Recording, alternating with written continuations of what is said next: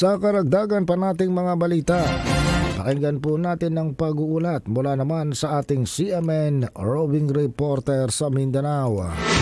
CMN Live Nation. Willie Boy Ramos, magandang araw sa iyo.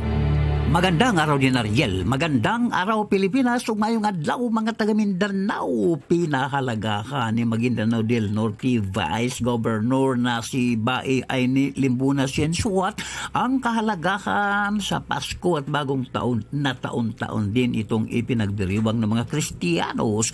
Isang Islam ang Vice-Gobernadora, subalit para sa kanya, Islam ka man o Kristiyano ka man, kailangan mananatili at mamumugad ang isang pagmamahalan. Sinabi ito ng Vice-Gobernadora sa unang Misa di Gallo na maraming mga Kristiyanos ang nagtungo sa simbahan upang ipagdiwang nga ang naturang okasyon.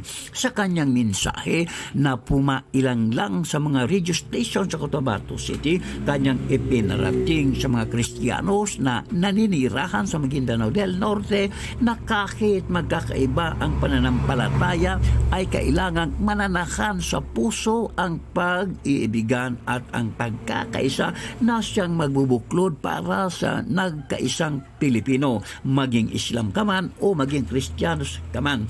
Ang Vice-Gobernadora ay siyang nanalong Vice-Gobernador din sa dating Maguindanao at nang mahati na nga ang naturang lalawigan, itinalaga ito bilang isang gobernador sa Maguindanao del Norte ng Commission on Election. Subalit, nabigong makuha ang pwesto nang magtalaga ang Pangulong Bongbong Marcos ng gobernador sa naturang lalawigan. Wale Ramos, CMN roving reporter ng Mindanao Radio, Kalikasan ng City Base, nagulat ng live para sa CMN Pilipinas.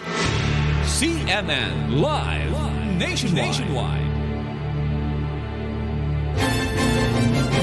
Maraming salamat, Willie Boy Ramos, ang ating CMN roving reporter sa Mindanao.